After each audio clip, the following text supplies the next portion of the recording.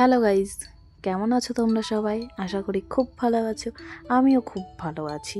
আজকে একটি নতুন ভিডিও নিয়ে চলে এসেছি তোমাদের সঙ্গে। দেখো, আলু কেটে, পেঁয়াজ, টমেটো আর এদিকে আদা রসুন বাটাও আমার রেডি।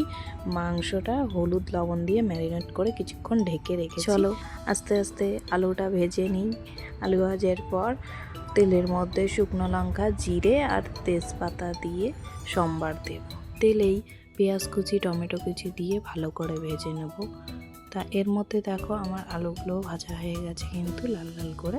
ভাজা হয়ে গেলে কড়াইতে মাংসটা দিয়ে একটু নাড়াচাড়া করে তারপর ঢেকে দেবো।